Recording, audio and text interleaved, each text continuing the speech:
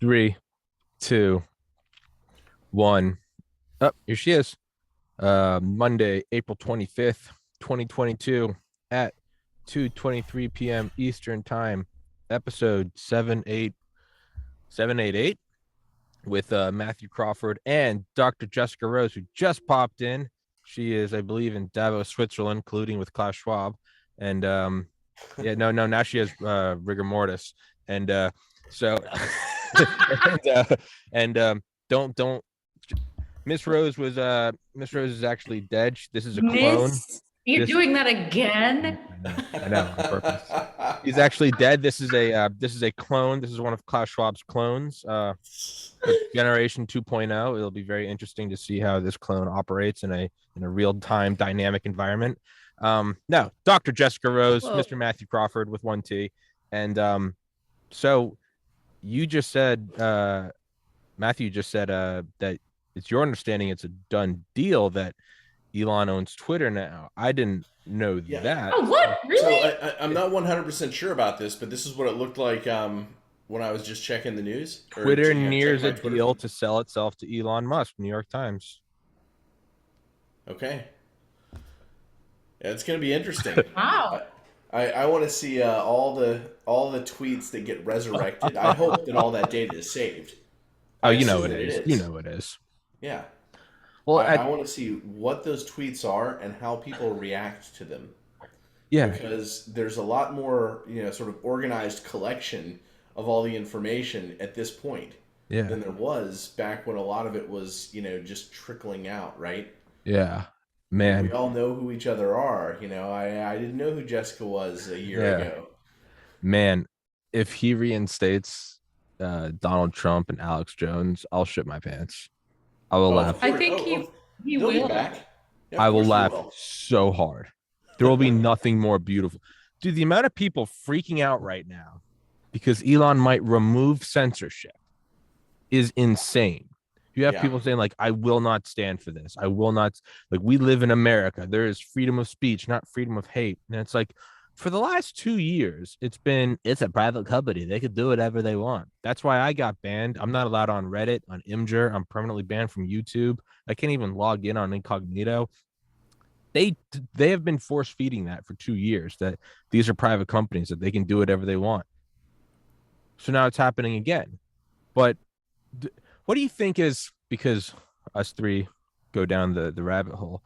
What do you think's the next step to this? Because this Elon's not a guy that just goes and kind of wheels and deals, right? He sold PayPal and Zip2 and started Tesla, and then he started a SpaceX, I think 20 years ago, like yesterday or like the day before. This is a guy that plans things multiple generations out. Like, always, everything he does, there's another move and then another move after that. I don't think maybe he did, but I don't think he just woke up 2 weeks ago and decided to buy Twitter. What do you think is it's just all pure wild baseless speculation? What do you think is what do you think's going on?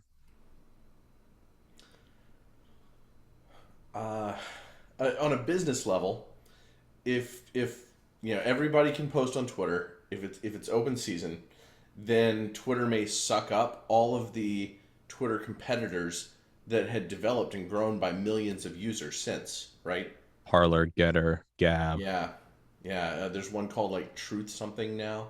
Oh, Trump's I truth. just Yeah, heard of it. So maybe it sucks in all of that value like a tidal wave. I don't know. maybe. And then he sells it back to the Twitter overlords. So now they have full censorship. Mm. Oh Dr. Lord. Rose. I don't know. I'm kind of confounded by it all. And I honestly don't know how I feel about Elon. I'm kind of like back and forth on my thoughts on him, but um it seems to me that maybe it's simpler than everyone might think.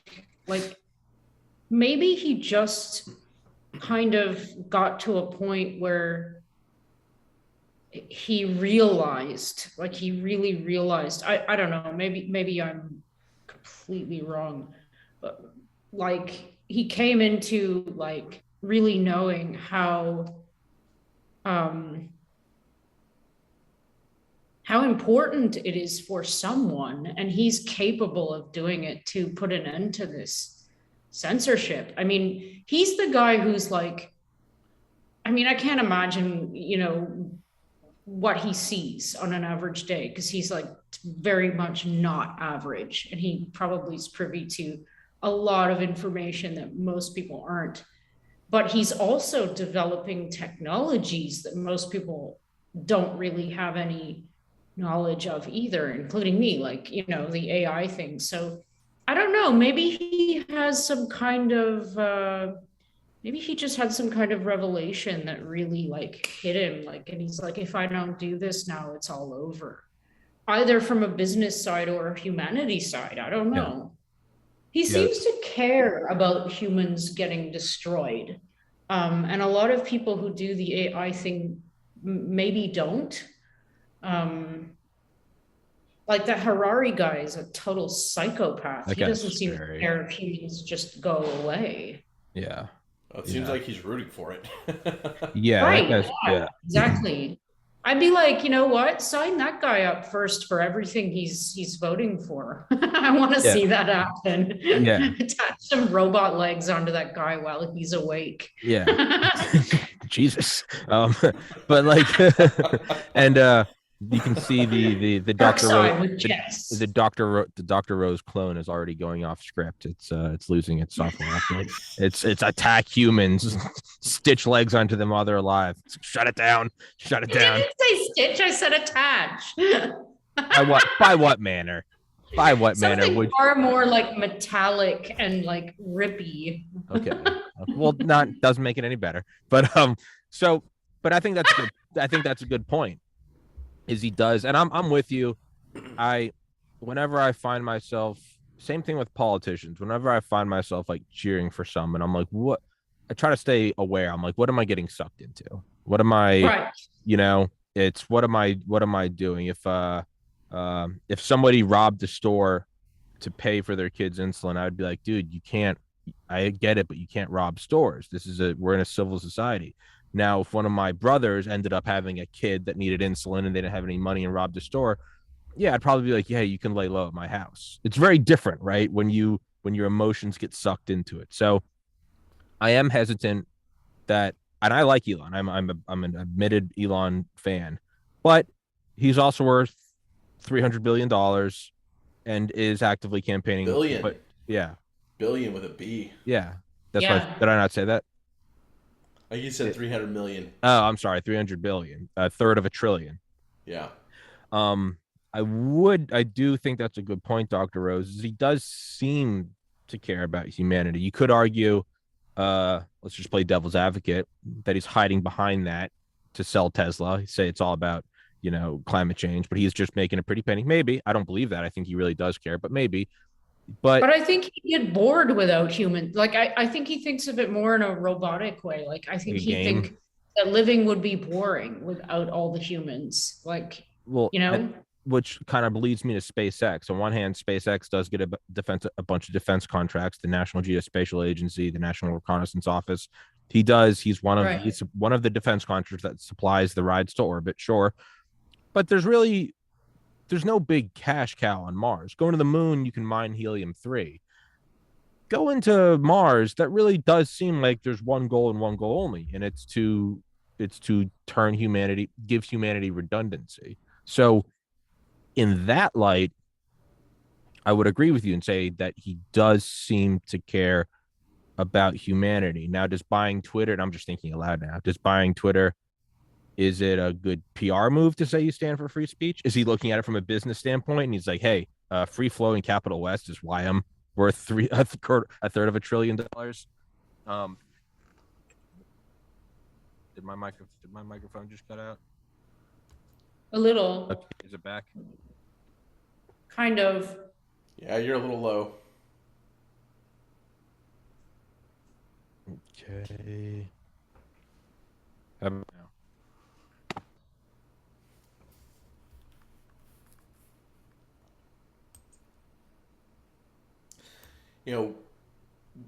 It could be a business move, right? and I kind of stay where Jessica is, which is that I don't try to fully judge Elon either way.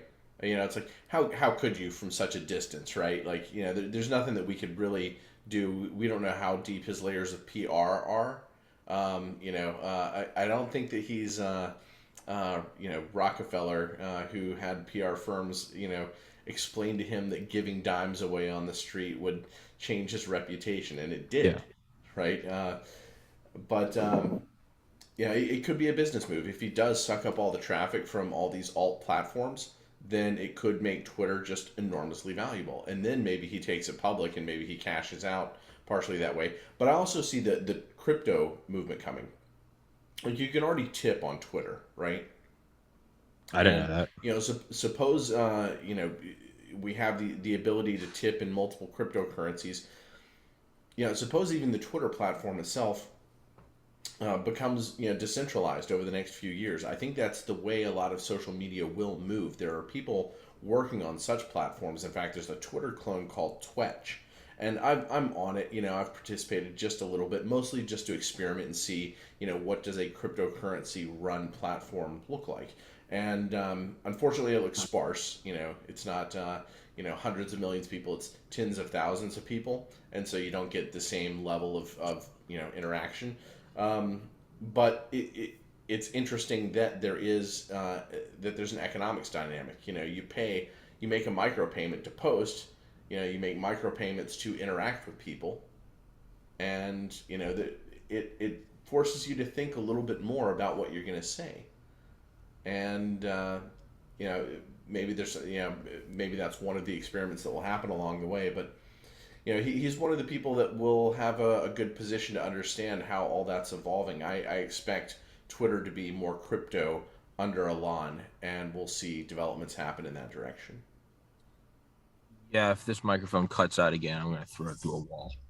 Yeah, I kind of just went on a stream since you were working with your mic, just to give you a minute. All right, I'm just gonna switch the microphone. I appreciate that. I'm gonna light that thing on fire. But yeah, no, it's like Henry Ford, right? He gave weekends. They calculated that workers would be more productive if they had weekends. It wasn't because he thought that his guys should spend time with the family. It was he was like, hey, the machines, like Dr. Rose said, the robot, it becomes more efficient when it has time off. So it could be, he stated the purpose of amassing wealth is so that he can fund SpaceX privately and doesn't have to get bogged down by the bureaucracy of NASA. So maybe Twitter's just another monster to put into his treasure chest. It might also be, it might be PR. I just look better. Yeah.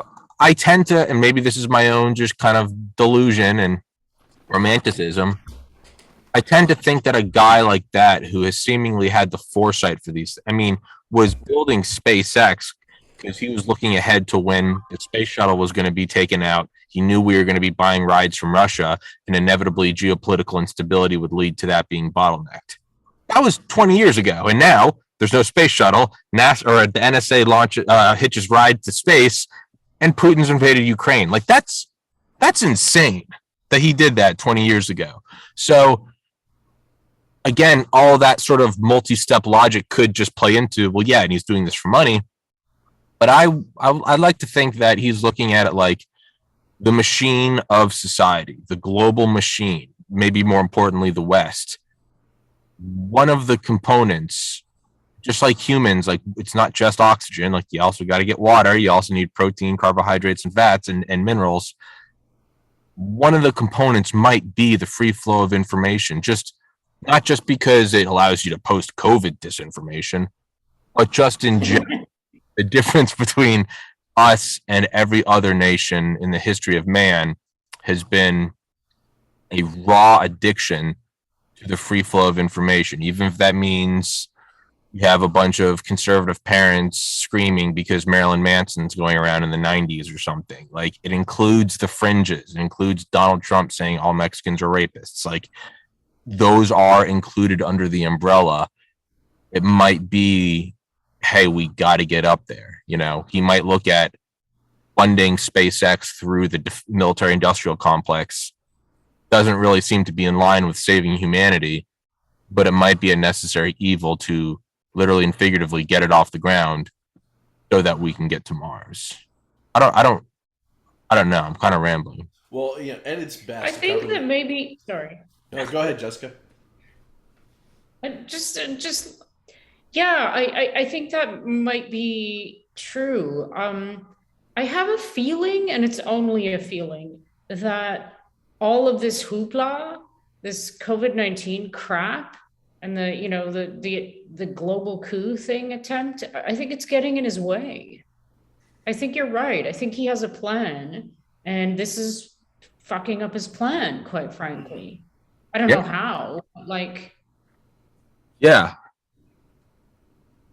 it's like if these shots are really hurting as many people as it seems like they are, and maiming our species, and perhaps like,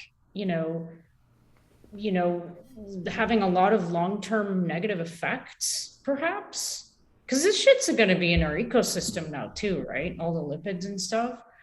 That could really put a damper on someone who relies on the humans, like I said before. So, like, I don't know. Sorry, go ahead, Matthew. I have this term that I started using, Kunlun Gita, which is the Inuit word for psychopath, and it could be talked about in two different ways. It could be talked about in a moralizing way, and somebody could read some of the articles that I've written and think that it's just that, like, oh gosh, all the elites are bad, or all the ones who, or all the psychopaths even are bad. One thing to remember about psychopathy is it doesn't mean bad. It means a lack of empathy with the rest of the community. And there's this wonderful TV show, wonderful, creepy, disturbing to watch, but Dexter. I don't know if either of you watched the show Dexter. Yeah, I love Dexter. Yeah, I thought it was a pretty good show. Eggs in the beginning. Yeah, it's an exceptional thought experiment too, right? I mean, here you have this psychopath who's growing up, and the father, walks him through rules of, look, you have to get this under control, and then if you do, you can be a member of the community, right?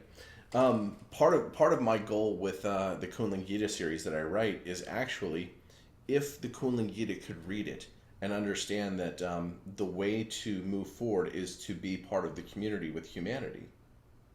That's actually the ultimate goal, to reunite the community that has been sort of shattered, over the years. I actually think that's also the theme of the movie The Dark Crystal. So you're saying align the psychopaths, because it's not necessarily evil. It can be evil. You're saying align them with the same common goals as man, and in that sense, it's like when Iron Man privatizes like peace. It's like all the capitalists still get to like stuff their faces with money, but now we're just aiming at peace instead of like a global military system. Is that what you're saying? Yeah, to understand incentives, just like Henry Ford's move to give people weekends off. Yeah. Dr. Rose? We don't have the Harari version. We wind up with the Elon version, perhaps. I'm wondering how many parallels there are with AIs and psychopaths then. Like, the lack of, I don't know, one of the things that kind of like distinguishes humans is the empathy thing. I mean, no, but yes. I mean, the fact that we can feel all these emotions, and the fact that we can, project ourselves into any other being. Like, imagine what it's like to be a tree or something, and you see one being cut down, and I mean, that makes me cry. So like, I'm really empathetic. But yeah, I mean, that's an interesting idea. Like, what if the AIs were programmed to, I mean, I'm sure that they are in some way, but like in that same manner, like to align the goal of the psychopaths so that they benefit, the AIs so that they benefit, and the humans. So, you know what I mean? It's like, yeah. Again, I'm trying to think of like to look backwards. Like, was this just a whim that he's buying Twitter? Because I guess What? I forgot we were talking about Elon It Musk. doesn't matter. Well, it does not matter. But I was thinking like I kind of bottlenecked it with only two options. I said it was only a whim, or he's looking at it now and he realizes this is part of a bigger plan. There could be a third. It could be that this was always part of it. And then like what would lead up to that? Well, the next logical step to censorship would be, you don't like Twitter, create your own. So they make Parler and Gab and Getter. Well, then the App Store and the Google Store kick it off, right? So you kind of have to keep moving backwards. Well, if we don't like that, we got to create our own App Store. Well, the end goal would ultimately be internet service providers are private companies. And then all you got to do is get Comcast and Verizon and whoever to go woke. And then they shut things down. You can't even connect to the net. We've got Starlink now, which is an orbital internet platform. So it's not even like if you made your own private ISP, well, then you could have crazy Antifa people just go attack it. Like he I think it's working again. He's making a space-based internet. So, and that's not new. There's really sure, it's got great coverage, but that seems like a massive, he's all about completely like flipping systems, right? Electric cars, self-landing rockets. Sure, space-based internet on one hand is that, but it doesn't seem to be his MO of completely disrupting. It seems just like the next evolutionary step. Like, yeah, sure, go to space. Unless, of course, let's just maybe we're giving him more credit than he deserves. What if it's the uncancelable internet? It's literally out of your reach. It's in orbit going Mach 23, like 500 miles above you. And if you place Twitter, and then he already kind of showed, right? Because 2 months ago, Elon gave internet to the people of Ukraine. It was Elon's a fucking hero. And within a month, the NPCs were programmed to think he's Satan. Maybe he showed the importance of unequivocal free speech. And people are like, well, even the Russians are using it. He said, well, like, unfortunately, that is part of it. You might get Russian propaganda on it. And they were like, you got to shut it down. And he was like, no, it's more important that the people of Ukraine have this access. And yes, there might be some Russian propaganda, but now it's on you as an adult with a thinking brain to look at it and go, what is disinformation and what is not, instead of waiting for the heavy hand of the state to say, this is truth, this is evil. So it might have been that might have been a test run to say, look, it is important. You got to have it. And so the next logical step would be now buy up Twitter. That might actually be the end. This might be the end move of just a much longer plan, and as opposed to it being a whim or it being the first step. I don't know. Matthew? Well, I worry on the political level. I've seen like Hillary Clinton and people in that sphere, basically do the censorship is free speech sort of, totalitarian dance and conversation. War is peace. Yeah, war is peace. Could government action, be the next step of censorship, right? Like maybe the government says, okay, Twitter can't be in any of the app stores, can't be on your phone. But that might be the step, because sure, the government wants it to be censored, but the government is, for now at least, knock on wood, will not openly just violate the First Amendment. They'll do it through there's implications, right? Obviously can't prove it, but it's like, how come these monopolies aren't being shut down? Well, because the government's, it's like the mafia coming up to you and saying you're going to pay for protection. The reason why you're allowed to operate your nightclub in a mafia run neighborhood is because you're paying them for protection. So you're allowed to operate within the system. So when you have Facebook or Meta or Google or all these companies, and the question is, how come they haven't been shut down? Well, because the government's kind of leaning on them and goes, remember, we can drop the guillotine any day. We all know that you're breaking these antitrust laws. Or you could maybe, I mean, as Jen Psaki said late last year, like, we're working with Twitter, we're working with Facebook.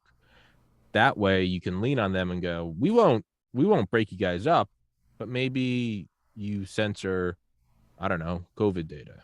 Maybe you censor inflation numbers. Maybe you'd censor, and then of course you'd have big pharma lobbying government. So now you have big pharma putting on the glove of government, leaning on big tech.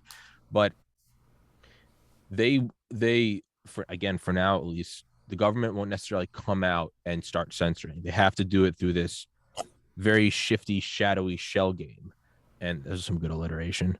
Now, Elon might almost force them to have to come out of the shadows, which they won't do.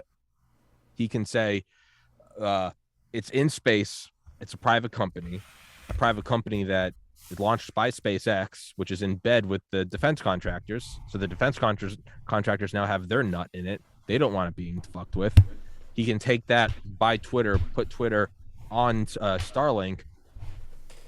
There's really no like shadowy way to come out and censor it now. You'd have to overtly drop the mask and be like, free speech is bad, shut it down, which I don't think they would do. Maybe I'm being too optimistic, but it's pulling them out of the shadows and saying like, you have to outwardly do this now, right? It's when they say the quiet part out loud, when they're like, you have to have lockdowns to force people to get vaccines, and it's like, what was that? Like, you're finally saying it. Do you get what I'm saying? Like, it might be you'd force them to act. I mean, AT&T was violating monopoly laws in the 70s, and the Department of Justice went to break it up, and the Pentagon actually stepped in and wouldn't allow them because AT&T was wiring all of the like emergency backbone systems between nuclear bunkers throughout the continental United States. So the Pentagon had their nut in the ring, and they were like, you can't do. So the whole government's not a monolith, and it seems like the defense contractors kind of swing the most weight. So it would be hard for them to attack Elon and attack SpaceX when that is such an important aspect to the defense industry, the ability to put satellites up at a moment's notice. I'm talking myself in circles now. I don't know where to go with this. Matthew, give me some backup. Or Dr. Rose.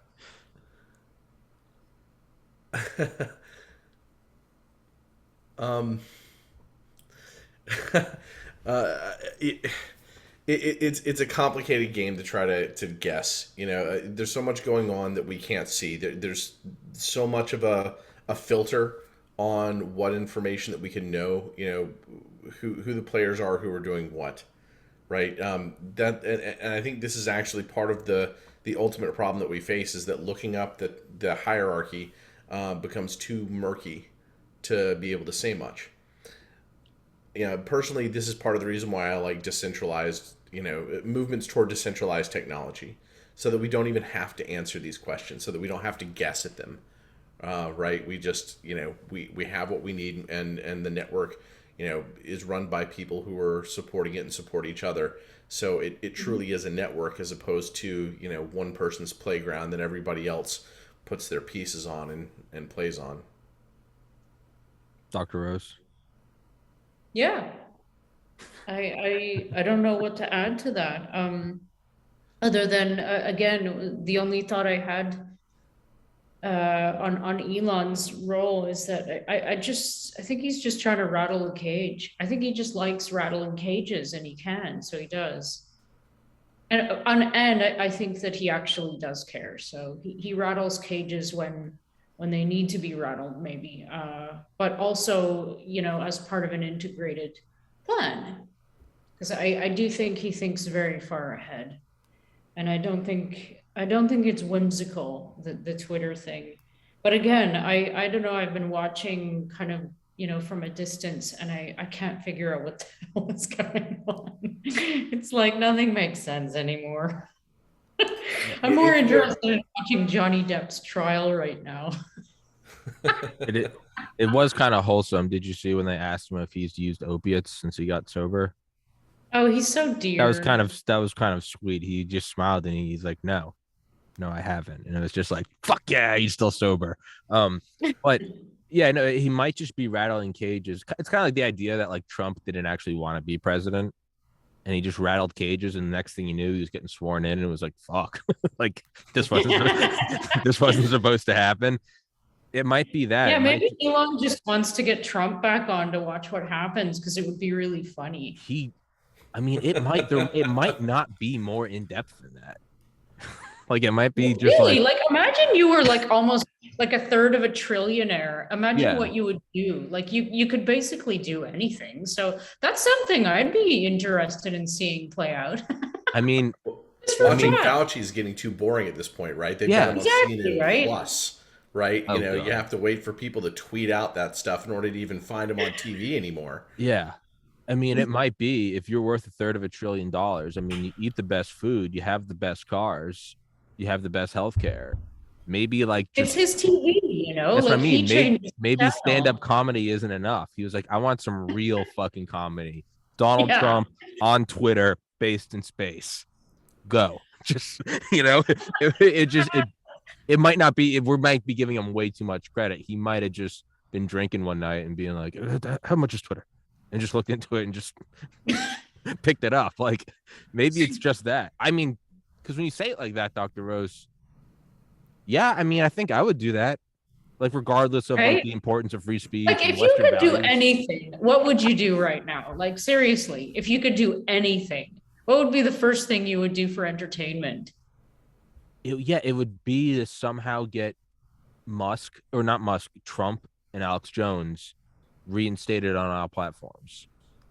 Not even based on like the value of free speech, which I do stand behind, but more so of just like, Yeah, that would be a nice byproduct. yeah, sure, but it's like fucking with your cat, you know, like putting your hand under a blanket and just shifting it. Like I kind of would just like, here's like the blanket of society. I'm just like, Alex Jones is back on Twitter. And you Uh-oh. are going to get scratched, but it's going to be Here funny. it is. Yeah, here it is. I know I'm gonna get bit. Oh, Trump's back. Trump's back, and then just kind of and go, and just tip You over the never know, right? dominoes. Since all we can do is speculate, here's a prospiracy Okay, speculation, which is that in prospiracy. order to show the world how bad censorship is and the direction that half the world seem to be wanting to take it, things were allowed to go absolutely off the rails for as long as possible to get people to go no more, It's or to get the people who are free speech people to fight back, because a lot of those people are peaceful people. They don't fight by their nature, right? yes.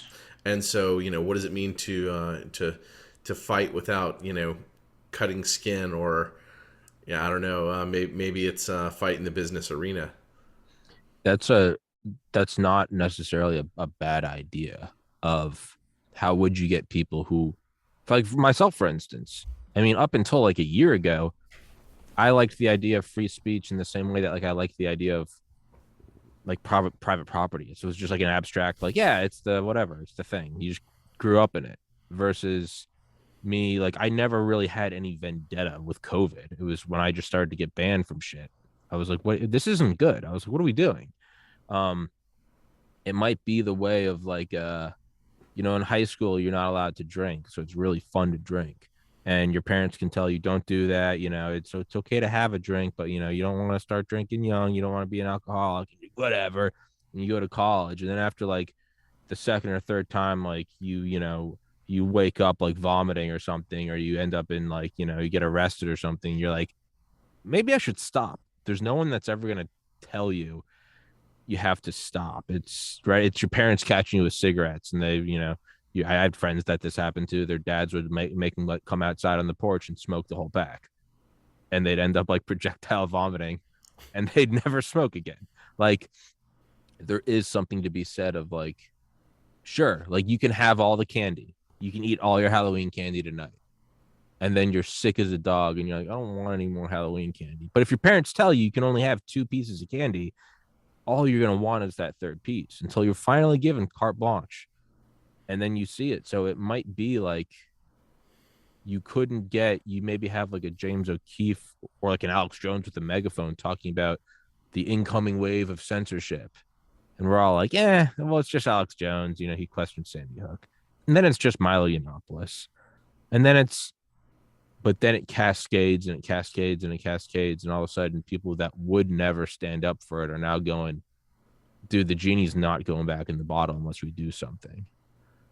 But that would imply a massive amount of control to let it get out of hand, because that would imply that you could turn it off at any moment. Yeah, it also, we're going down a road that requires extraordinary judgment, right? Yeah, No matter what infallible. parenting decisions are made, they're going to work one way for one person and another way for another person. And I guess as far as parents go, they just have to do their best. But when you get to the point where you have like patriarchal parents at the top of some huge, giant pyramid that handles 8 billion people on Earth or whatever we're approaching, Yeah. now you're talking about where any misstep is catastrophic to the human race, right? And yeah, this is why I like to I don't want to have to speculate on whether or not the parents of an 8 billion population are capable of understanding what the right moves would be. Like I say, just go decentralization and let people have a certain amount of sink or swim on their own so that you don't reach, catastrophic, failure. Yeah. And the idea of it being like a parental mechanism, that's just, we're now dancing with semantics. It's the same thing as Big Brother. And like, I don't think that's good. Like, I do like the idea of like, yeah, they had to let it get bad so people would wake up. But that, now we're back at square one. We're resting on a patriarchal figure because little old humans can't do it on their own. And then so we become dependent on the power of the state to do the right thing. And then you fast forward 20 or 50 years and we're right back at this spot. You have the people who grew up with the power of the state. So when the power of the state says, get this vaccine, you don't question it. Like, that's kind of the catch 22 as well. I mean, it might just be chaotic interaction. Like, this just might be the result of chaotic interaction. The vast majority of people want free speech, so in one way or another, it will manifest. The vines will grow through the cracks. Yeah, It just takes years and years, but eventually the system of control starts to break down, right? You can only because it have, has. yeah. So it might just be the same thing, right? You steer the wheel of your car and you immediately shift. Like, you steer the wheel of a cruise ship and it takes like a minute for it to slowly turn. you it, it might be even slower for an 8 billion person planetary society. It's like when a bomb explodes in the distance and a couple seconds pass and then you hear it. Like, the censorship started and it took 2, 3, 4 years, and eventually and it could have been anyone. It could have been Elon Musk, could have been whatever. Eventually, like, the system is correcting. It's like the fact that America arose at all, like the fact that this nation arose at all after 10 millennia of not having free speech, like, that seemingly came out of chaos. It came in the form of a bunch of assholes in powdered wigs dumping tea off of a ship, but like, that did arise out of the chaos from like the pyramids to Napoleon. Like, somehow this rose, and maybe it was only a matter of time before it broke out in some way or another. That might be what's going on now. Is if it can happen, if there's a big bang once, well, then you have to assume that there could have been one before that. If it can happen once, it can happen a second time. So this might just be some natural thing.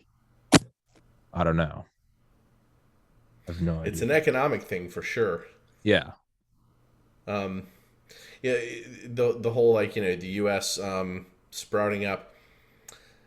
It, Europe had gone in a lot of positive directions. I mean, through tumultuous events, but Europe had shed slavery, one country after another for centuries, and then suddenly you have the East India companies, and you have people who are able to escape the confines of society going around and reinstituting slavery in other places. And then suddenly they've moved Europeans over to another continent, and those Europeans go, you know what? We don't want your control. And because it wasn't economically viable to crush them, you wind up with a new, iteration of, the game of freedom. And, of course, there were all sorts of, terrible things that happened with the native populations. But, you might describe that still as, the fault of some people, but not others within that society, and there were still, people who were loyal to the crown within the United States when the United States broke away. So you've always got those forces within the same place, but I view it all as economic equilibrium.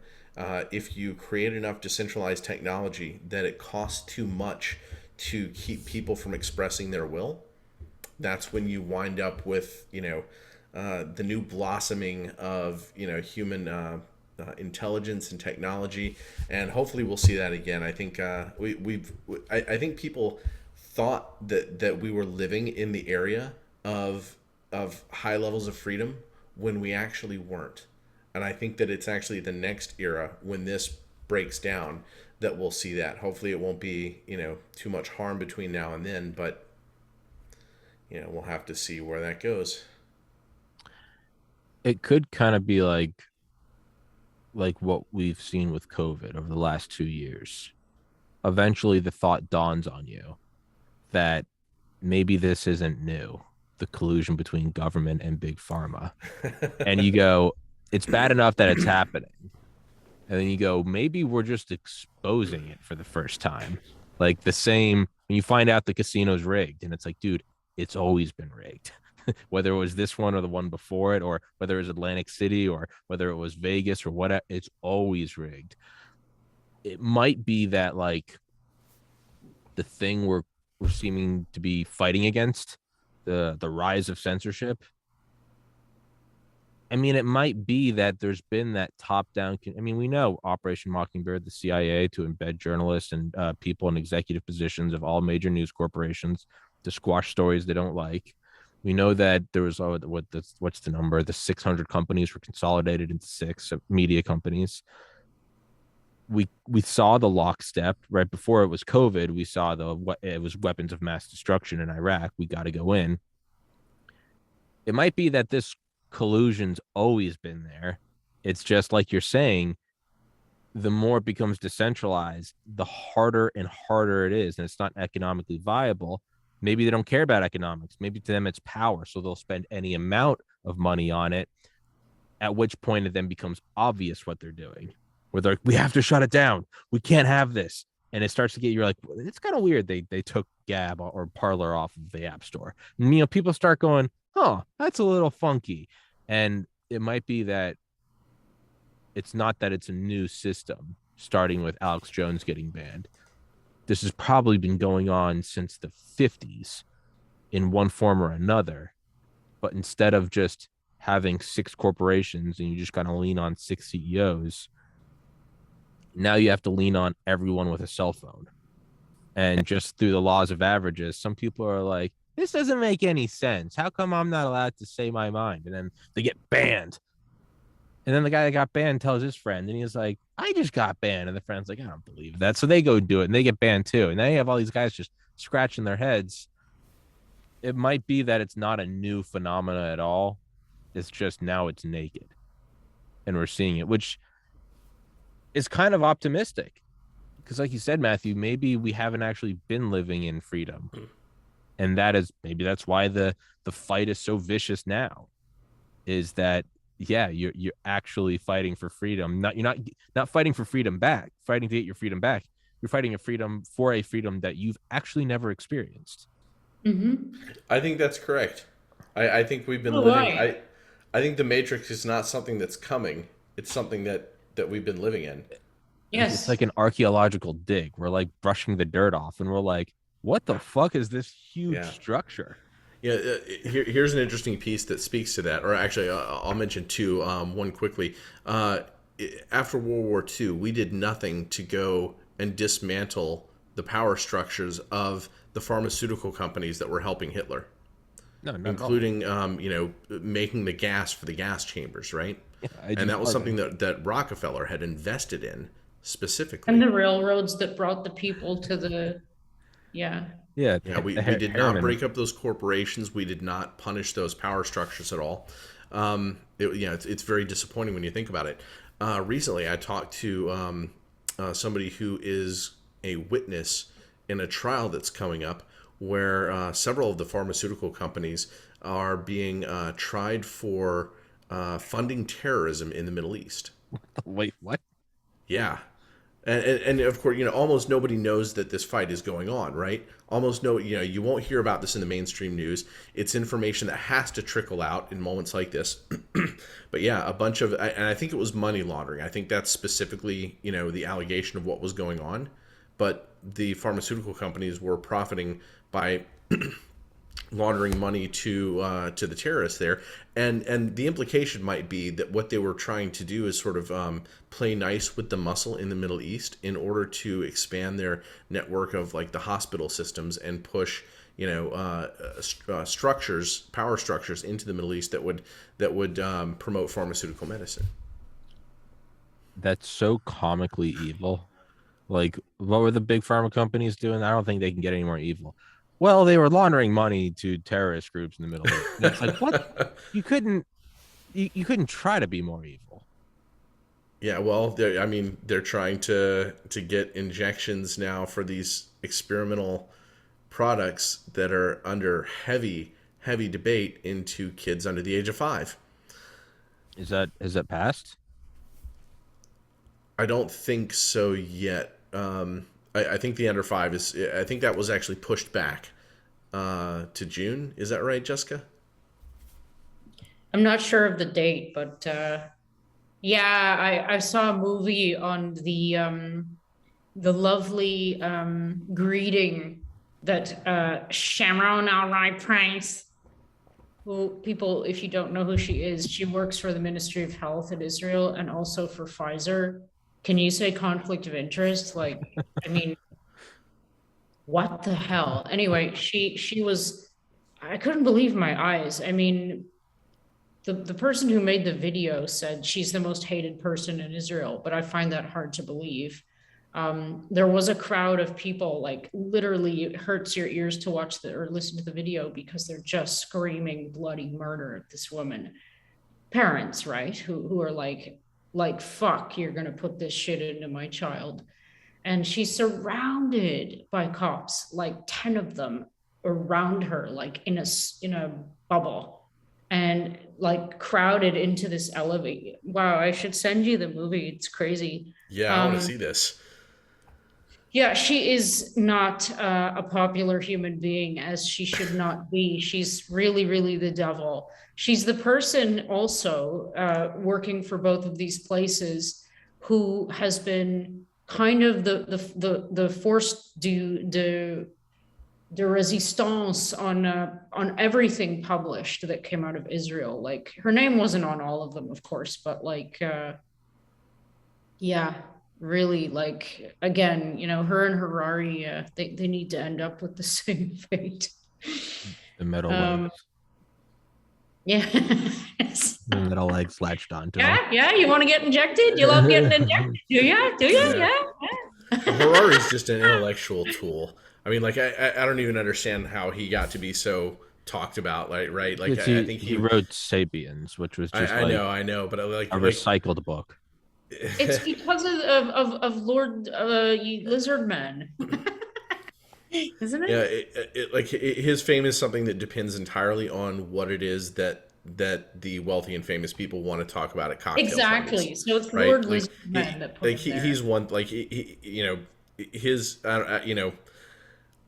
some people need to be thrown in jail. I'm not sure that applies to Harari. I just think he's kind of an over promoted nut job. But some of the people in the pharmaceutical industry, I'm pretty sure, need some jail time. I think that's totally appropriate. No doubt. Yeah, they know what they're doing. That's the thing. And they're just, the thing is, the patheticness is the thing that always strikes me. It's like, you lame ass pathetic morons. Like you're selling out your own species for what? For what? You know what I mean? It's like there's no, you're not building something, you're not constructing anything, you're not creating something. It's just like so pathetic. Like next, like stop listening to these morons and let's listen to someone who's a little enlightened or something. Yeah, people who wind up going so head first toward accumulating power and wealth, who become detached from art. Yeah, this split, it's an unnatural split, right? Like there's a real human balance. in pursuit of like there is something to the idea that when you get paid, it's because you're worth something, right? And therefore, Yeah, like well, that money itself is not evil, and making money is not evil. Like I don't believe that money is inherently evil, but there is this off balance thing that happens with a certain portion of the population. Maybe it's a proportion of the population is psychopathic or pseudo psychopathic, sociopathic enough that they can be pushed in that direction where it's just off balance.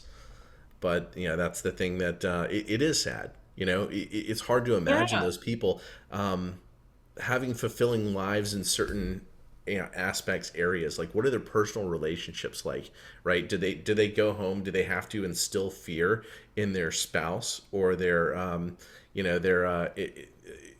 extended family, their children, in order to get what they want? Like, what kind of a life is that, and will they find themselves alone in the end because like there is no actual spiritual anything that's left, because they left it all behind.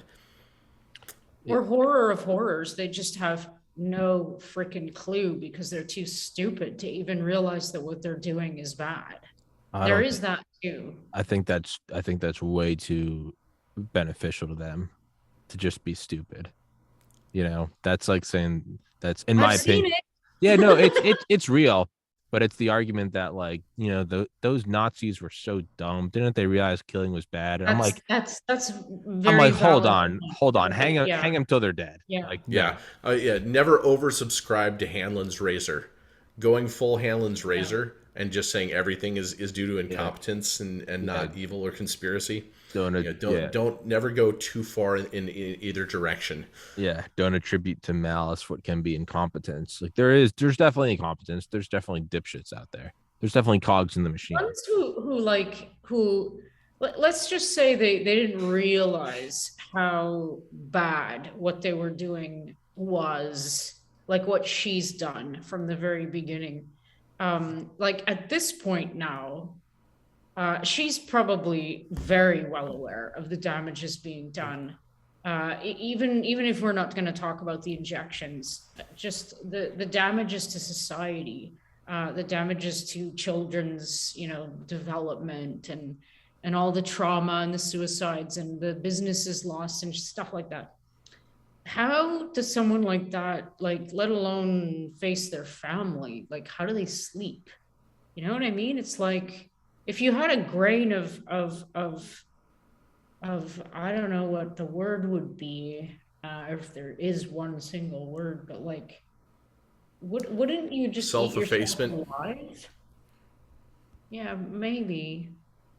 But Yeah, I don't know. Like I find that hard to imagine because, like, I can't even kill a mosquito, but it's like, yeah, how do you, you, I don't know. Well, that is the story of Echo and Narcissus, right? Or Echo and Narcissa. Is it Narcissa? Where the child was condemned or doomed or prophesized to never know themselves, right? So there can't be any self-effacement in the process. And I think what we've Right. done is we've gone through multiple generations. I would say really two generations of passage of control since World War II, where each generation realized that they could just be self-indulgent. And when and first it was the boomer generation, then it was Gen X. I think there are a lot of Gen Xers who are caught up doing what they saw the boomers were doing, and just making money doing it. And they never, they thought, well, maybe they just sort of assumed the whole time the consequences can't be that bad if everybody's doing it and it doesn't break down. But then they're the yeah, people who get caught with the bag when it's breaking down, right? And so, Yeah. but by being sort of brought up narcissistic, they have no ability, right? It's not trained. Maybe some of them will, but it's not a part of who they've been for so long that it's difficult for them. And now they're backed into a corner, right? Being backed into a corner very often increases the crime. And one yeah. example might be John Wayne Gacy, who I guess he was first caught being a pedophile in Iowa, And then his wife divorced him, took the kids away. I think he served some jail time. Don't know the story that well, but then he moved to Chicago. And instead of just being the pedophile who tries to lure in teenagers, he would murder them. That way, he would never have to deal with the consequences. It's the narcissistic, murderous next step that happens, which is they're backed into a corner and they realize, well, the only way that I can avoid consequences is to take this ultimately more horrific next step. Yeah. Yeah. I guess to devil's art, back to what Dr. Rose was saying about facing yourself. Uh, in the book Masters of Death by Richard Rhodes, about the Einsatz group and the mobile death squads, that the precursors to the concentration camps, when like these guys weren't stupid, like when they'd line up the women and children and shoot them in the back of the head, like they were going. Well, You can. that's exactly where I was when I was. Sorry to interrupt you, but No, I'll forget. That's exactly what I was trying to like get at. It's like those guys. Like I always try and put myself in the shoes of the people, and if I was one of, I mean, I wouldn't be, but if I'm in that if I got zapped into the body of one of those guys, and they had lined the women and children up, and my job, or I was told to shoot them all. Wow. If I had been raised in a certain way, only hearing one thing, if I'd been abused, if I'd been tortured, if this was just the way, like that this was my life, I had to shoot women and children because that's my job, that's my role, whatever. But like, I don't even know what I'm trying to say here. Like, I still believe that everybody retains some form of themselves on some level, no matter how deeply like suppressed. And like, do you access that? Like if you get to a certain point, like is there like a breaking point for everyone, or is there really no breaking point for some people? Like, will they never understand that they should put their weapon down and not shoot those people? You know what I mean? It's like, well, that was always my logic, is like, how do you, I get maybe like one or two psychopaths. I get maybe even being able to fool a couple non-psychopaths, but like the thousands of soldiers they had do this. So if you go into like their journals and their diaries and stuff, they're all talking about like, how the hell am I shooting women and children in the back of the head? They're like, these aren't they fighting do. They actually acknowledge that what they're doing is. So this is the worst part. And a lot of them would start No. a lot of them would start drinking. Some of them would just go crazy and kill themselves. But they eventually start to consult. Well, this is why it gets even more evil. Because you see, this is, to me, this is what's so insidious, is it's one thing if they're just evil. You go, well, hang them all. It's another thing when you start to read, you go, oh my God, they're thinking like I would think. They start consoling each other and they go, look, if we don't kill these kids, we're invading their nation. These kids are going to grow up to be fighting age men who are going to kill your kids when they're fighting age men. So you now, to kill these women and children, you must be thinking about how you are doing it for your wife and your baby. And that's how they would justify it. So it's 10 times more. It's 10 times more evil than them just being evil Nazis. You go, oh my God, they thought they were doing the right thing. That is what. So how do these people go home? I think a lot of them think they're actually fighting the worst pandemic in the history of man. It's even more evil. Hey, guys, keep talking. I got to go back. Sorry. Yeah. Yeah, I think this is why game theory is the most important thing to sort of add to education.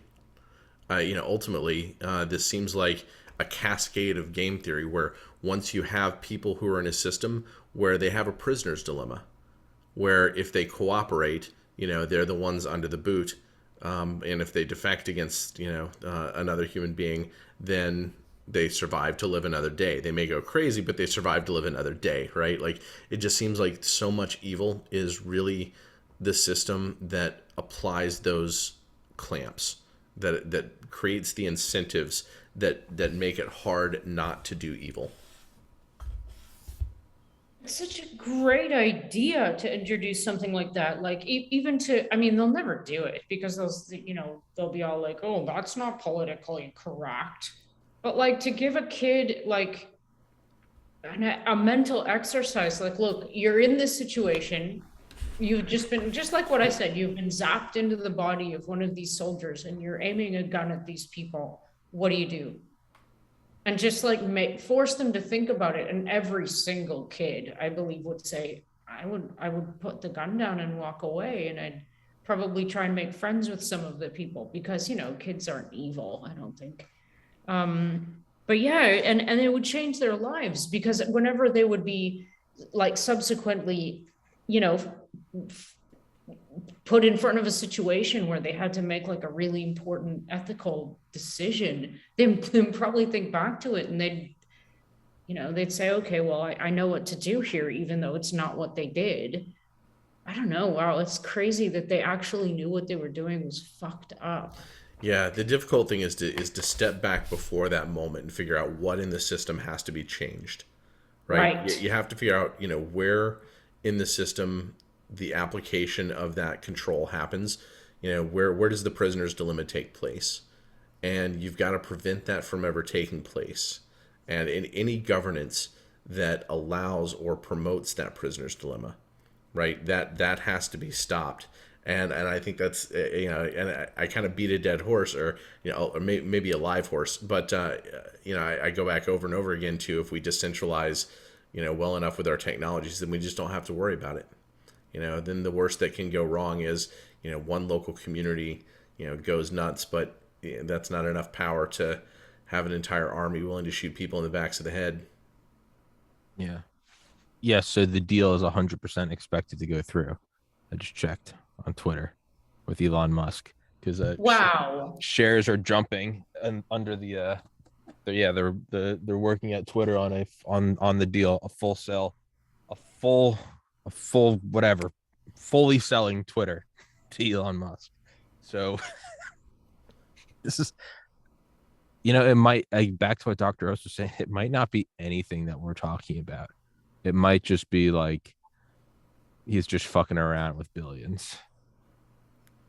Like he's just, But with a purpose, like because he wants to be entertained. Like, okay, let's that's what get I Trump mean. right now. That's what Let's I mean. see, like Matthew, is it possible for us to retroactively see what Trump, like, if you're kicked off? I don't know anything about Twitter. If you're kicked off, I imagine you're not going to be making more tweets, right? But like, you said something about being able to like go back and collect the data because it's saved.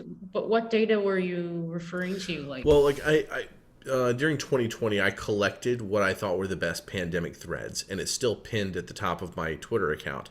These are the most interesting threads that I came across, and a lot of them are censored, right?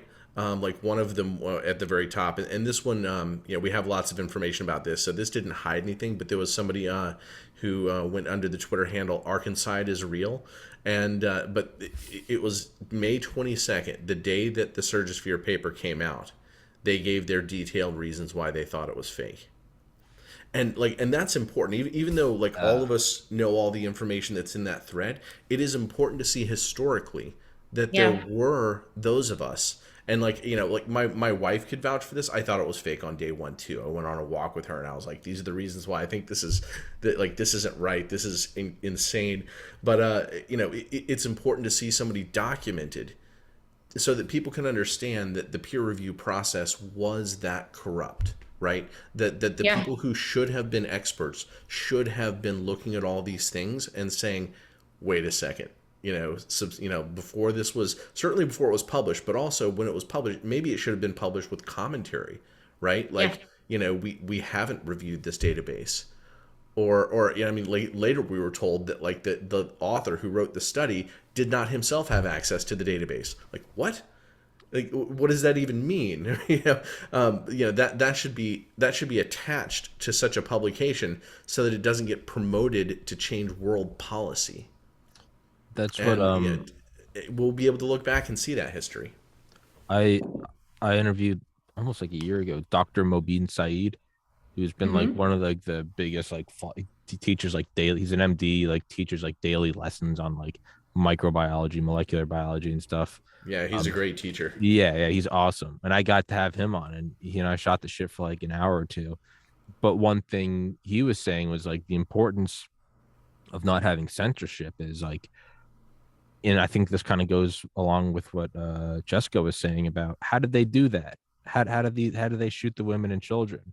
Well, because of journals and things, you can go back and go, oh my God, that's why they did it. You go, this is even worse.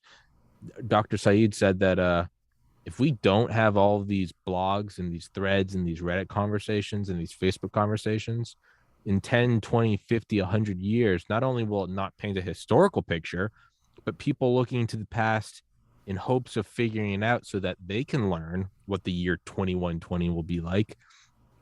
They're going to go, all these idiots just marched off the cliff. They won't be seeing the thousands and millions of threads of people going like, hold on, guys, we have not researched this. We should not be injecting this stuff. Like, if so, maybe there's some weird pandemic in 2120. And they go, well, I mean, they did it back in the 2020s. Like, what they're not finding are all the threads of people saying, like in 2120, people could look back and go, wait, I'm not alone. A century ago, they were saying, hold on, guys, we really need to research this.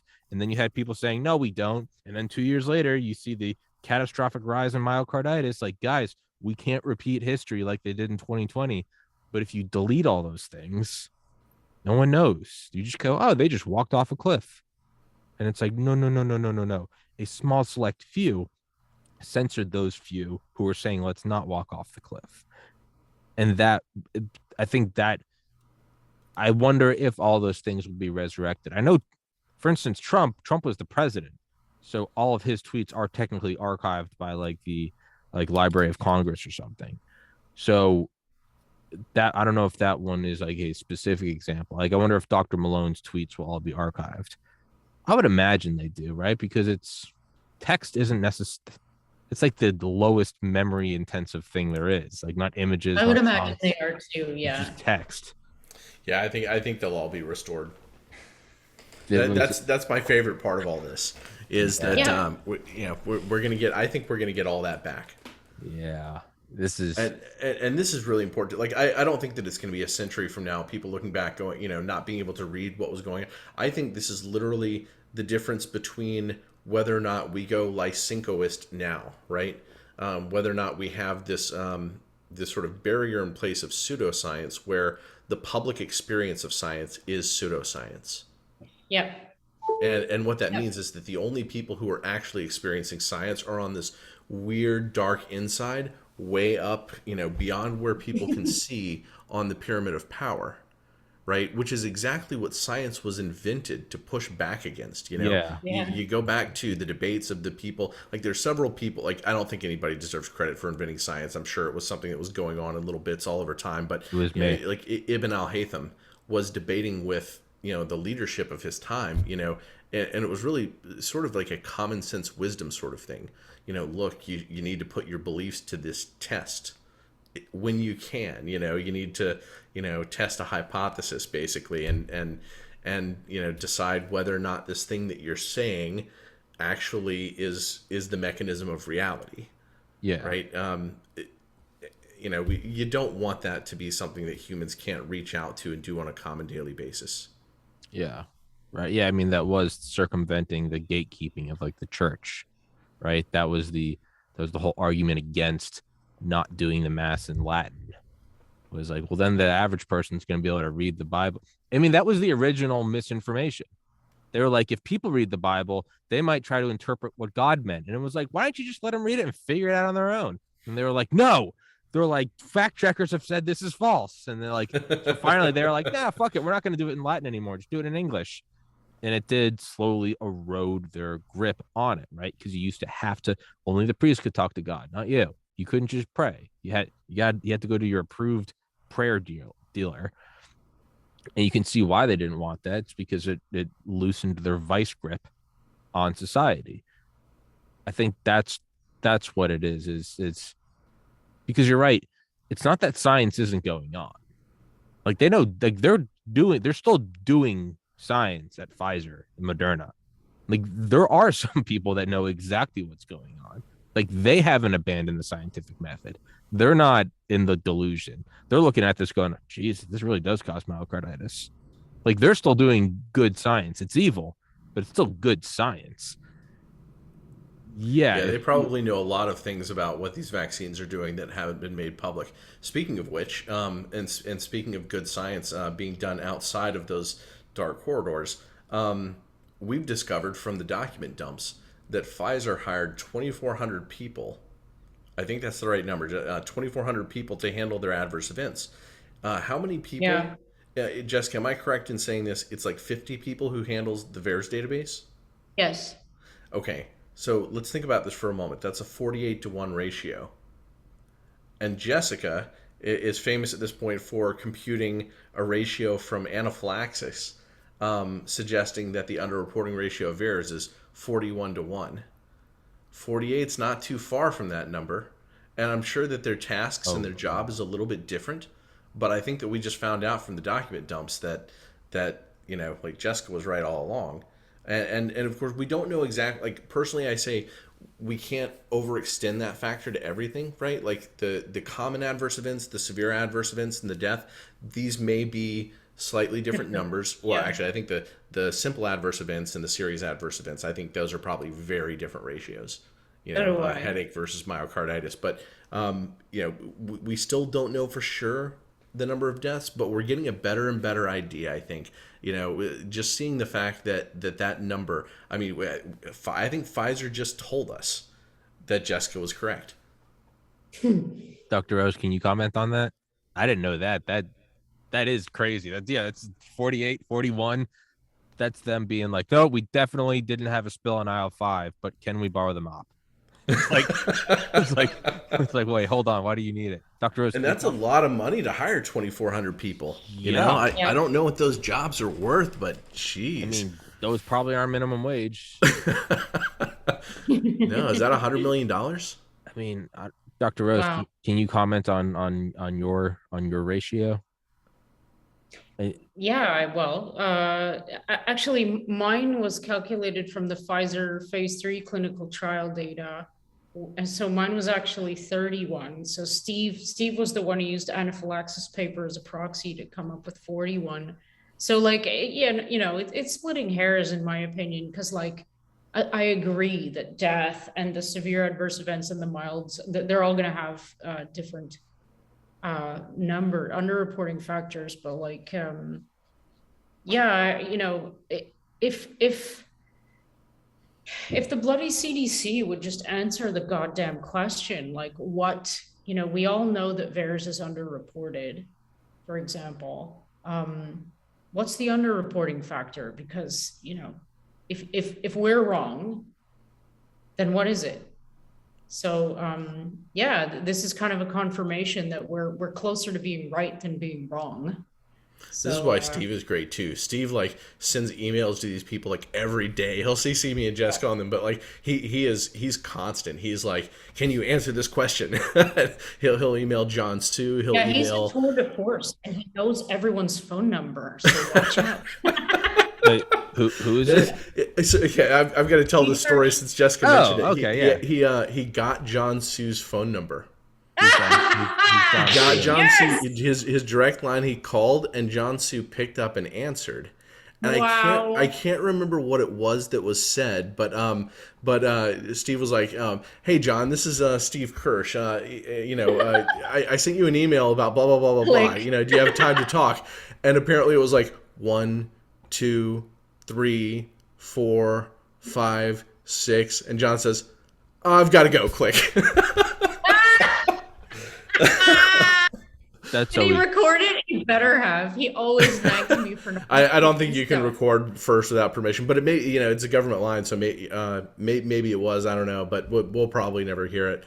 But I made a That's cartoon. I'll send it to you, hilarious. Jessica. I'll send it to you too, Tommy. Yeah, I made a cartoon on that one. I would hate, That's so funny. I would- It pretty much that's how I would imagine that phone call I going. would hate to be on the receiving end of Steve Kirsch. I got to have him on here once, and he and I talked for like 2 minutes before we started recording. And then he like popped up on the screen. I was like, "Mr. Kirsch, I'm like very happy to have you." And he's like, "Why am I on your podcast?" And I was like, like I think Dr. Malone put in like a word for me. And I was like, oh, we're gonna talk about this. He's like, what's your claim to fame? And I was like, we're doing this. He goes, how do you make money on this? And I was like, I do this, that, and that. He's like, who are some of your notable guests? And I was like, these people. And he's like, that's enough. Let's do it. And I was like, Jesus.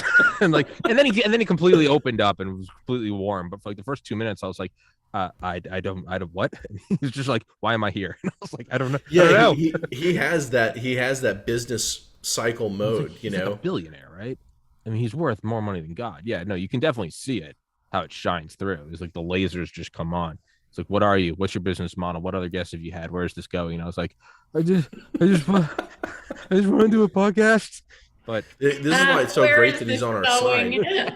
I was like, I want to make it bigger. And he was like, how so? And I was like, well, I got banned from you. Oh yeah, I told him I got banned from YouTube. And he was like, why? And I was like, for talking about like ivermectin. That's when he kind of started smiling. He was like, nice. And I was like, hell yeah, like street cred. So I got curse cred. Yeah.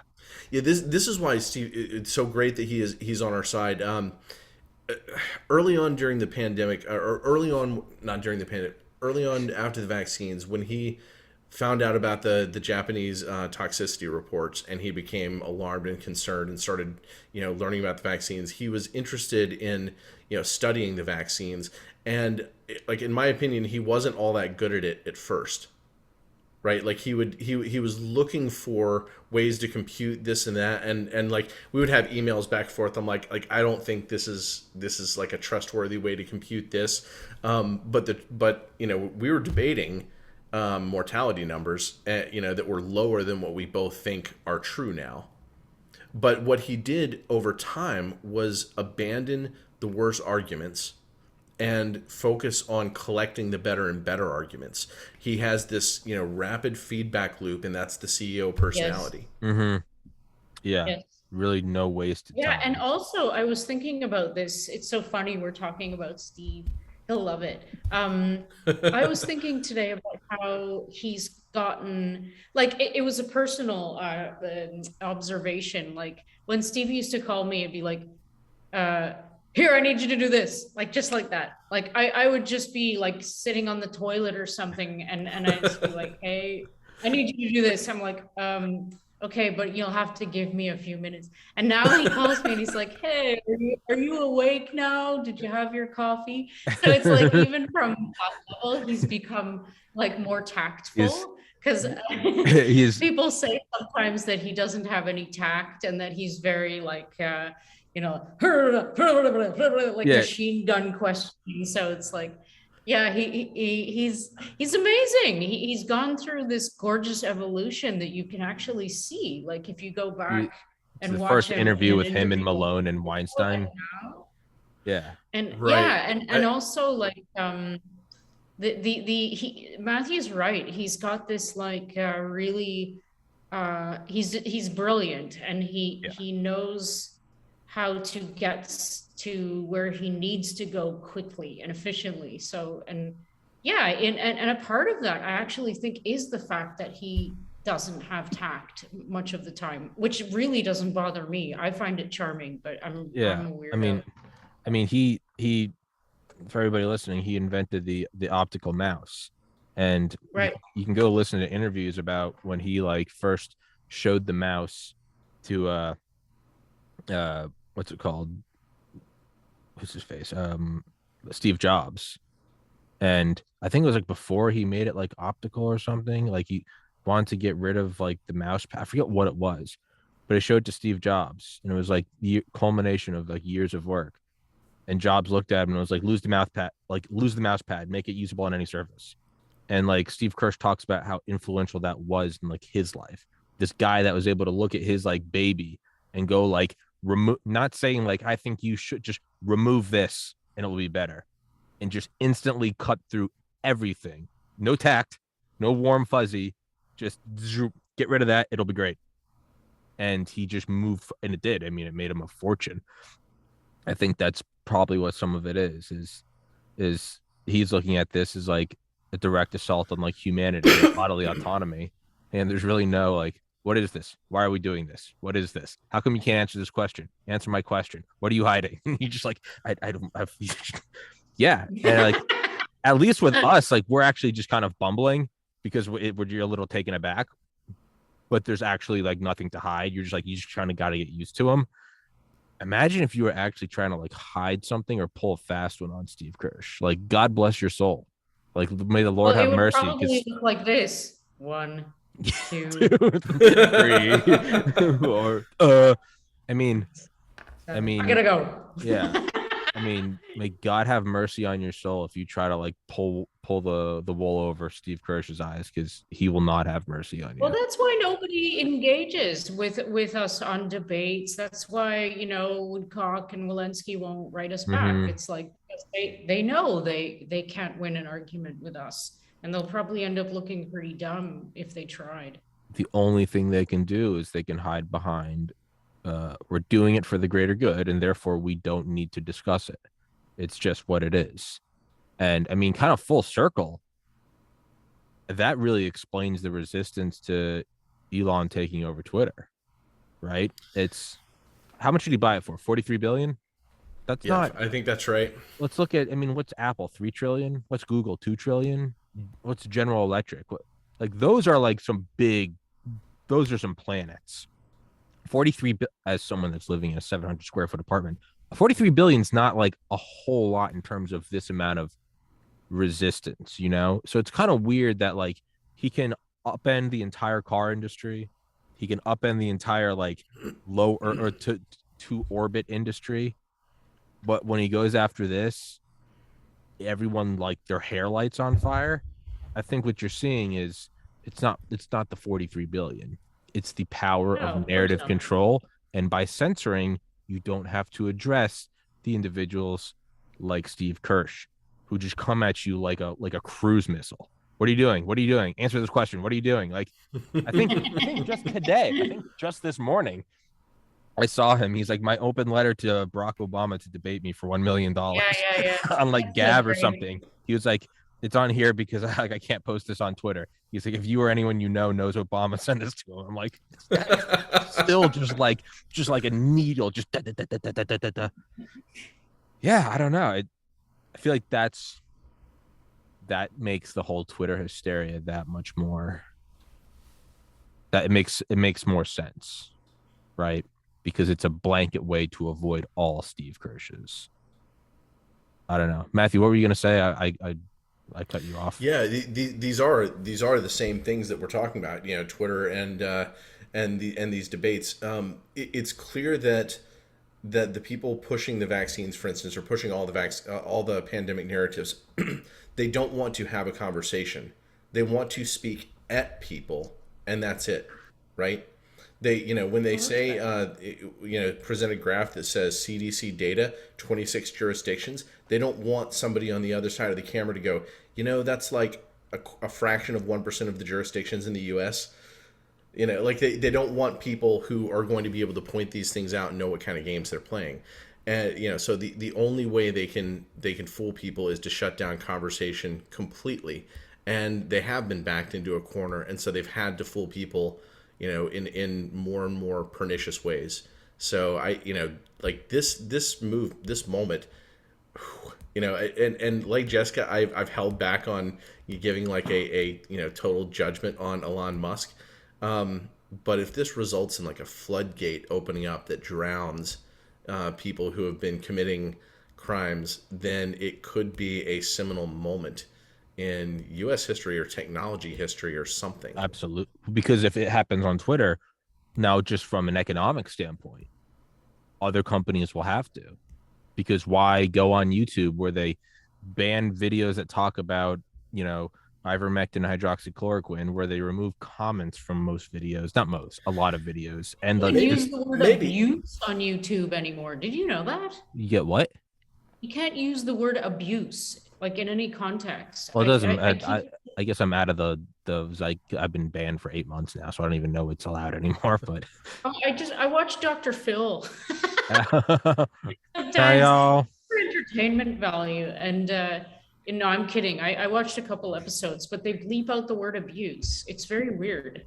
It's very. I mean, that sounds like someone who's the bad person in an abusive relationship. You can't say the Yeah. word abuse. When my wife was Also publishing erase her the concept of dissertation, abuse, perhaps. her PI was uncomfortable with using the word suppression. Right? She's talking about gene suppression, right? But Whoa. her PI was uncomfortable with just the use of the word suppression, and he comes from communist China, Oh, and that lets you know the kind of fear that's instilled in even just the use of a Yeah. word. it's like how they don't even really use censorship anymore. What are they call it? Content curation. It's like, no, dude, no, curating is making Oh a my work God. curating is making a workout playlist. It's not silencing people, experts in their field. But I mean, I'm kind of even thinking like the bigger floodgates of like they might be resisting this because now Facebook, you'll kind of have to compete. Why go on Facebook when you can just go talk freely on Twitter? Don't worry about it. Why post your video to YouTube? You get banned. Just post your stuff on Twitter. This is the flipping of the prisoner's dilemma. Ah, Yeah. Now it's a prisoner's dilemma Yeah. to censor, right? And this is Right. this is the same problem as the burning of the boats in the 1400s in China. China had the boats before Europe did, big enough boats to go around and trade, and had an emperor look over and go, you know what? Those merchants are getting quite wealthy. I don't want to deal with that and the hordes on the west and the north that are challenging my authority. I'm just gonna go and burn the boats over here, right? But in Europe, they didn't burn the boats because they had this sort of decentralized network of kingdoms. And if you burned the boat, your neighbor was going to eat your lunch, yeah. right? You had to be able to sail around Africa and get the spice and bring it back, or you were paying 100-fold for what came through Europe from that narrow passage, from through the Middle East from Asia, right? Like you just can't make that decision anymore. So yeah, that's the script flipping right there.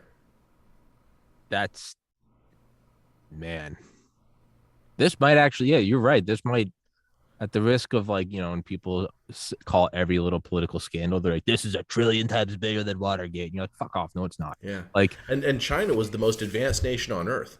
I mean, we're talking about a nation whose engineers, were inventing gunpowder centuries before Europe, who had clockwork robots 500 years ago. what? Right, like that. It's a little mind blowing, right? But they had so many. There's a lot of mathematics that we don't even know how much was discovered because they went through several periods of purging texts and things like that, right? But we know that there was a lot of what was the Chinese remainder theorem, which is this theorem that it underlies a lot of what we do in number theory and in cryptography, and we call it the Chinese remainder theorem because it's on like a 2,500-year-old tablet in China, and Europeans were discovering it 2,000 years later. It's, yeah, it's, man, there's even like kind of, maybe now I'm just giving it too much credit, but I mean, if you continue to make America the bastion of free speech, I mean, it is almost like a rebirth of America because like with Yeah. that free speech comes opportunity. And now Make like what America great again. I know, if I may, yeah. But even like the UK, right, where you can't say where you can't say certain things without the police showing up to your house if you're Islamophobic, in a weird way, and sort of like the new digital paradigm, the internet age, it's like kind of reestablishing like the hordes of people coming to Ellis Island, in the sense that like, oh, you can go there, you can say whatever you want anymore, you won't get banned, you won't get shadow banned. Like there is that. Yeah, and with the prisoner's dilemma, you now have everyone that's been thriving off the censor. Yeah, just burn the boats. Who cares? Well, you can just censor everyone, but like it will, like a haven will be formed somewhere. Because when you take everything away from everyone to the point where your kids are going to be injected with experimental vaccines, and if you talk about it, you're going to be silenced online. When you take away everything, by definition, you make it so people have nothing to lose. And then they're Yeah. like, well, fuck it. Let's go for bro. Like, same thing we're talking about, like the Einsatzgruppen group and stuff. I've often thought, like, who the hell living in the most advanced time in the world in England, all things considered, it still was the pinnacle of civilization. Who in the hell would get on a boat and go 4 months over the Atlantic? Best case scenario, you make it to a land full of Indians and disease that are going to kill you.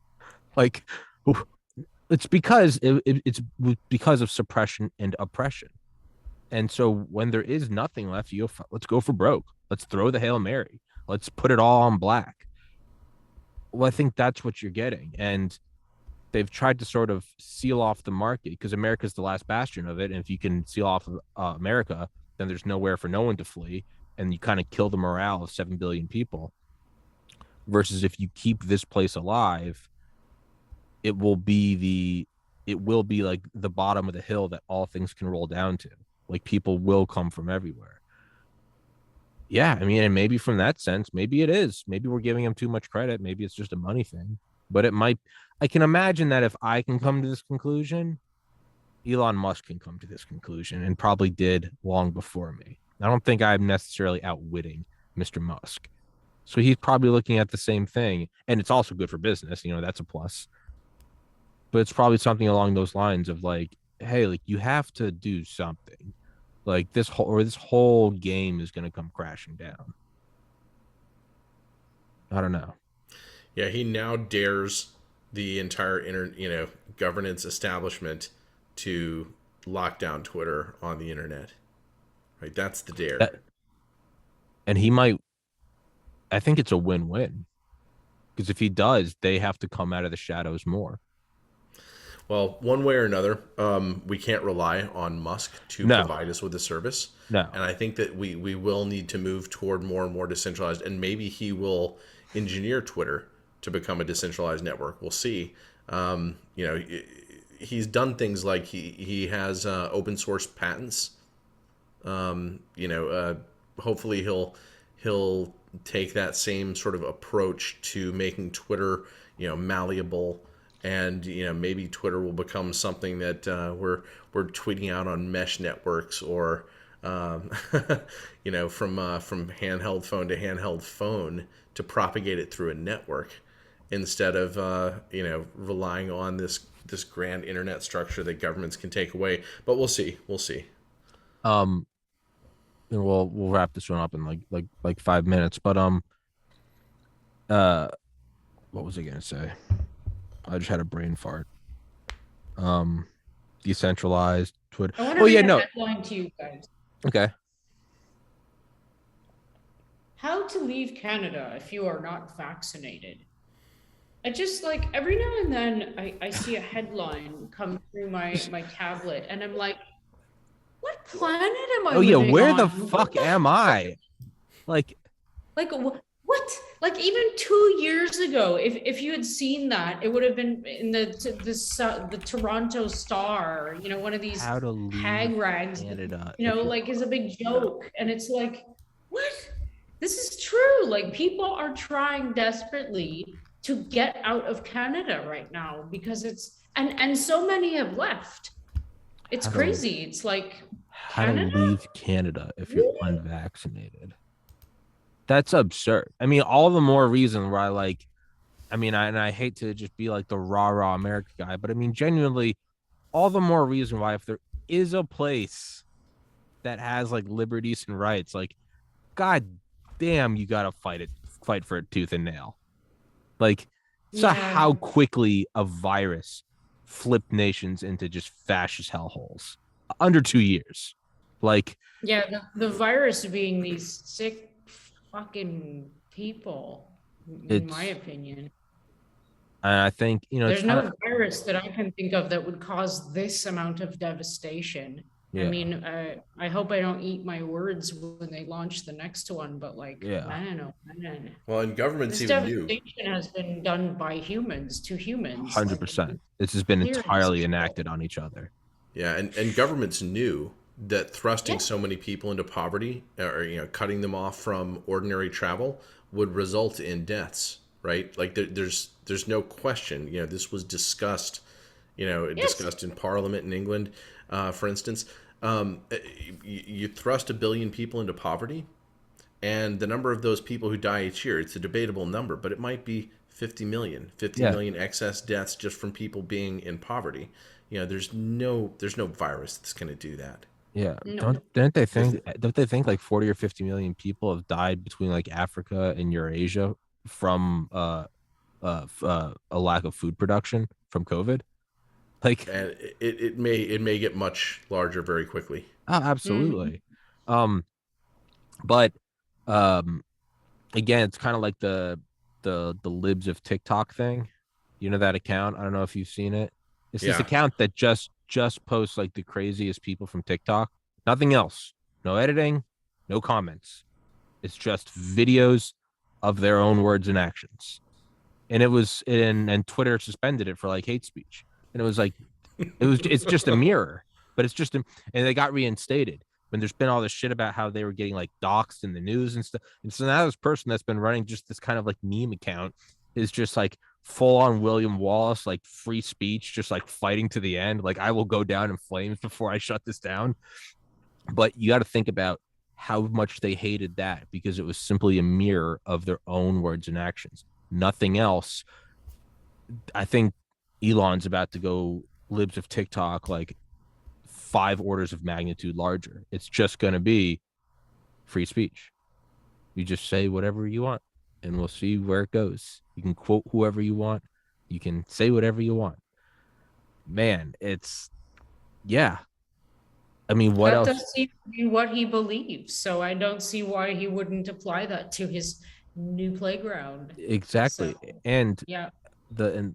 Lastly is Matthew, what you're saying about the open source patents. I mean, didn't he do that when he bought up or whatever he did with Solar City like 10 years ago? He got rid of all like the patents so that if everyone had this kind of like solar power technology, well then if people didn't have to pay for the R&D in that, they'd start using it because it's a free cost. So now people all started kind of building their own batteries, which brought the prices of global batteries down, which benefited Tesla. So it was like this sacrifice the battle to win the war. That might be one of the things where he might look at it and go, "There's Twitter's never going to make me a penny." But it'd be like if it keeps like the West and Western values as we know it alive, I get to keep doing this thing and I don't know, buy me enough time before I can get humans off this planet. Or it might just be for memes. I don't know. It might be both. Maybe they're not mutually exclusive. It's an interesting thought. They're not as connected, obviously. No, but maybe they are. Maybe he does get that that the flow of speech will affect his other interests on that level. Yeah. I hope that he sees them connected. I have no idea. All right. Well, let's wrap this one up. Dr. Rose, who is a robot and is attaching legs to people she doesn't like, be aware of her. And Mathew Crawford. I didn't even get to tell you about my vat. What's that? I'll tell you next time. Oh God. Stay tuned to hear about Keith's vat. You are going out. She is going off the rails. She cannot be trusted. I will put both of y'all Substack in the description. I can be because I tell the truth. That is true. And I cannot wait. I cannot wait to the next time we all chat. I would love to look back at this episode and be like, man, they had no idea what was about to happen. And I wonder what precipice we're standing on. And for future reference, today's Monday, April 25th. What? I was just thinking I'm going to be so pissed off if Elon doesn't reinstate Trump. Like, I actually want him to do that. I didn't realize it until we started talking. And I'm like, yeah, I really want him to reinstate everyone. I want him to 100%. Yeah, everyone, of course. But like don't even Trump is going to be like. Don't even take off the Taliban. I mean, like, the Taliban's on it right now. I'm like, no, full spectrum free speech. Really? I mean, yeah, Taliban's on right now. Who's the unbelievable? Yeah, like the imams in Iran that call for like the nuking of Israel, they're still on. Yeah. There's lots of terrorist organizations on Twitter. That's one of the astounding things about. Yeah, that's one of the astounding things about seeing doctors that like rationalized? How do they? It's shut up, Nazi. If you ask that question, how is that right? You'll just be banned. You don't need to answer it. Just silence it. And we're about to see all the contradict, as Terrence McKenna says about like enlightenment. He's like, it's the place where all the contradictions flow together. And so I think that's what we're about to see. Nice. Is we're about to see a whole bunch of balance sheets have to kind of make amends with each other. Like, where did this money go? Where is this? We're about to see an audit of free speech, and it is going to be beautiful. Nice. And with that, Nice. Dr. Jessica Rose. Rename it to the auditor. The auditor of free speech. Instead of Twitter, the auditor. Auditor. I think you should just name it. Did you guys see that tweet he did on like Friday? It was just the pregnant man emoji.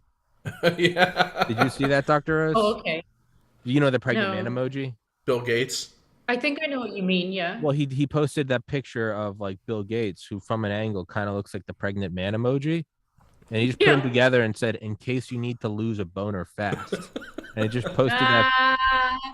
Me and my friends were shit faced, and I was like, "Is this real?" And they were like, "What?" And so they looked it up, and everybody just lost their mind. They're like, "Holy shit, this is real!" And man, I hope that is a taste of what's to come. In case I'm sure it is. Yeah. And so I'll put y'all Substack in the description as always.